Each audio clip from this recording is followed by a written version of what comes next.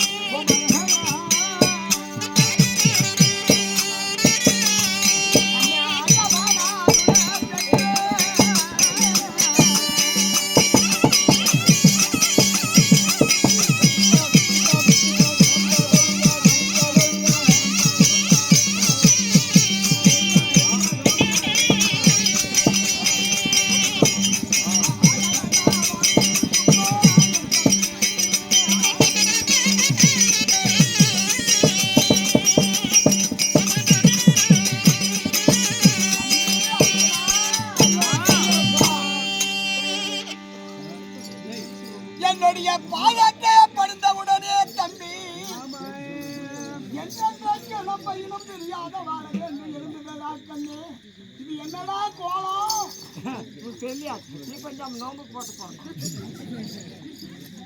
தம்பி அர்ஜுனா அண்ணா என்னை விட்டு நீ கைலங்கிரி செல்லுகிறாய் என்று சொல்லுகிறாயே தம்பி தம்பி 5 தாளை மகனை போ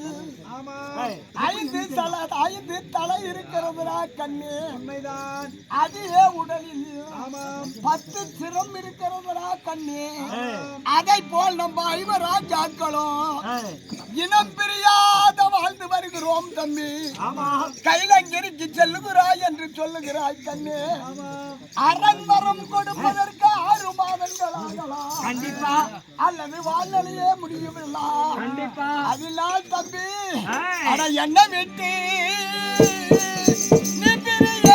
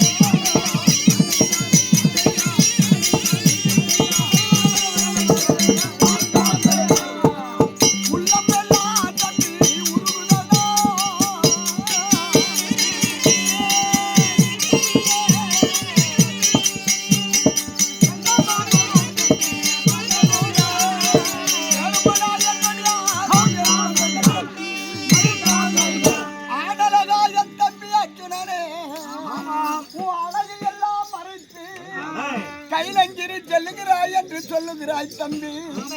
தம்பி அண்ணா, கைலங்கிரி போகத்தான் வேண்டுமா தம்பி? அண்ணா, நான் பங்காளியை ஜெயிக்க வேணும்.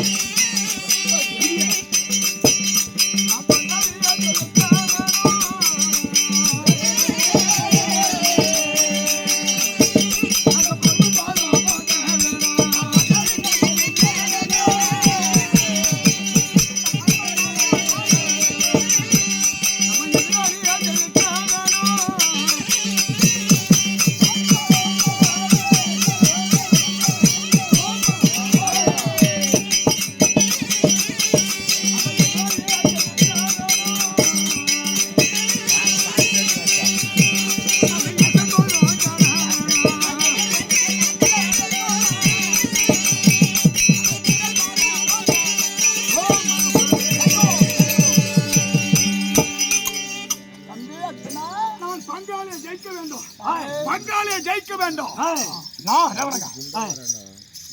நான் பங்காளியை ஜெயிக்கணும். பங்காளி ஜெயிச்சா நாளைக்கு யாரு உனக்கு ஆபத்துக்கு வருவாங்க. எப்பவுமே பங்காளிகளை பக்கத்துல வச்சுக்கணும். அது மாதிரி வேண்டுமா? ஆமா, ஒரு திடீர்னு ஒருத்தர் ஊர்ல அடிக்க வந்தா கூட பங்காளி தான் நமக்கு தடி எடுப்பான். மற்ற பேர் வீட்டுல தூண்டுக்குவான். பங்காளிகள் மட்டும் கொஞ்சம் பக்கமே வச்சுருந்தோம். தம்பி, நம்ம பங்காளியாக தெரியும். அவரை நான் பழிக்க முடிவாக வேண்டும். ஆமா, நம்மளை வித்தரகம் செஞ்சானே தாயாரியை ஜெயிக்க வேண்டும். ஆமையா, தன்னுடைய ராஜ்யத்தை அடைய வேண்டும் என்று சொல்லுகிறாயே தம்பி. ஆமா, நீ இன்னும் நிற்பதில்லை, போய்தாகணும். மின் வச்ச கால பெண்ணை வாங்க மாட்டேன் தம்பி. நான் நல்ல வழியிலே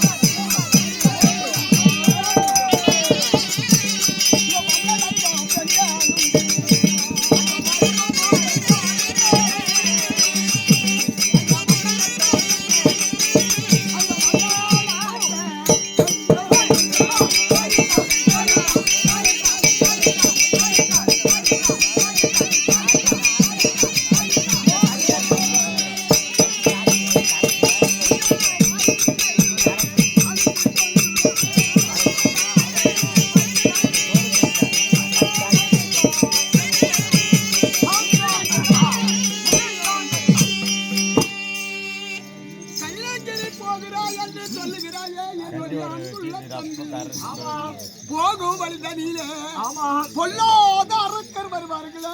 அவர்கள் வந்தால் ஒரே தருவச்சுகிறேன். அவரை ஒருவரையே கொல்லக்கூடாது.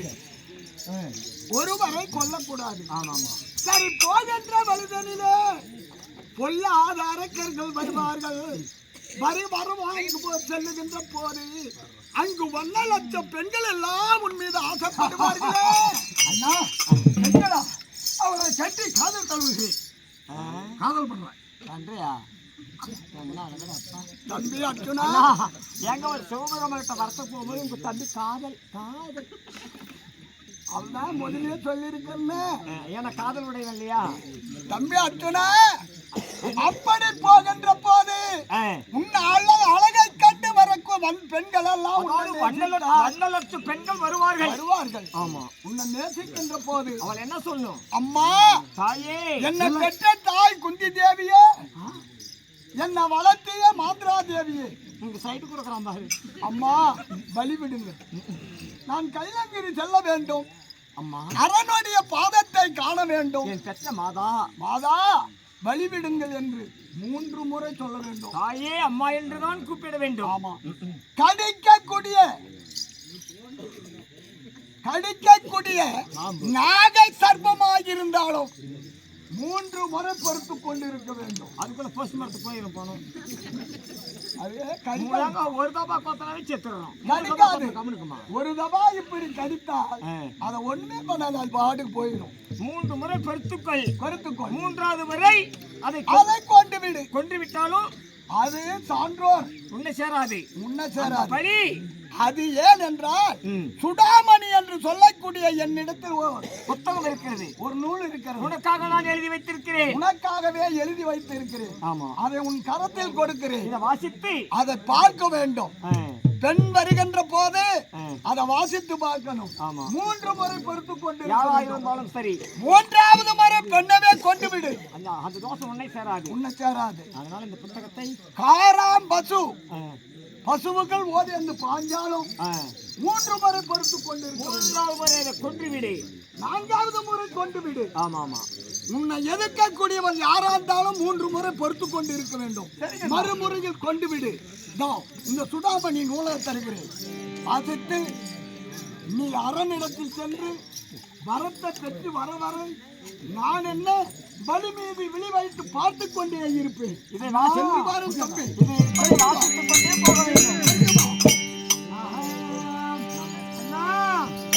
முத்துக்கு முத்தாக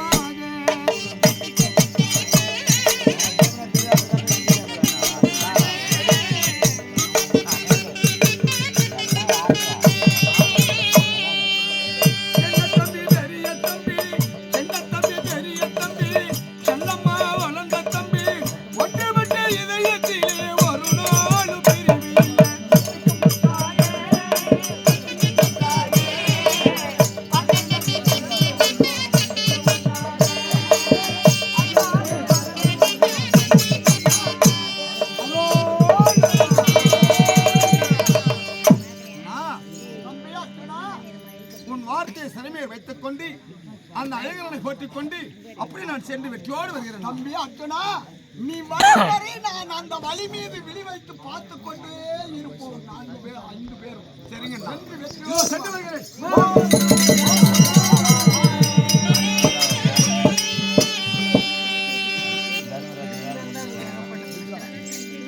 ஆனால் சிசியா, என் அண்ணாவை விடைபெற்றுக் கொண்டு வந்து விட்டேன். கைலாய செல்ல வேண்டும். அப்படி செல்லுகிற நேரத்தில் நான் செல்லுகிற போது என் மேல் அணிந்திருக்கக்கூடிய ஒரு அணிகலன்களும் ஒவ்வொரு பொருள்களும் ஆமா ஒன்று என்னை கூறுகிறது. ஒரு கருவி சொல்லுகிறது. ஆமா, என்னவென்று இந்த பாதை குணம் என்று சொல்லுகிறது. என்ன சொல்லுகிறது? சொல்லுகிறேன்.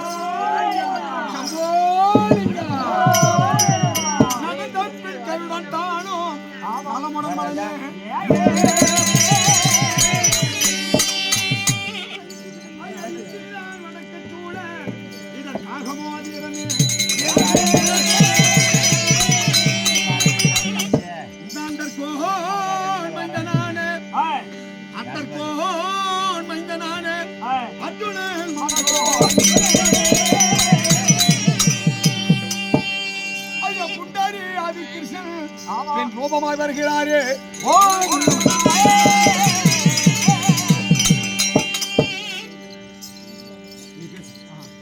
இப்படியாக ஐயனாகிய அச்சுத மகாராஜன் ஒரே உறுதியாக தாத்தா வேச வார்த்தை கேட்டு தவத்திற்கு செல்ல ஆனா இது மாமனுக்கு பிடிக்கல.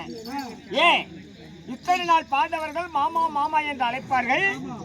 இன்னைக்கு மாமாவை மறந்து தன் தாத்தா வேச வார்த்தை கேட்டு ஒரே உறுதியாக அர்ஜுனன் தவத்துக்கு செல்கிறான். ஆமா அவன் தவத்துக்கு போறானே அவன் எப்படி பெண்ணுக்கல்லன் கூட்டிக்கல்லன் பெண் என்றால் பேராசை உடையவன் சித்தம்பள உடையவன் பேரம்பளம் கட்டாதவன் அவன் எப்படி தவத்துக்கு போறான்? உண்மையிலே தவம் புரிவானா? இல்ல ஏற்கனவே பெண்ணாசை உடையவன் அந்த பெண்களை எங்கேயாவது வழியில பார்த்து மயங்கிறானா?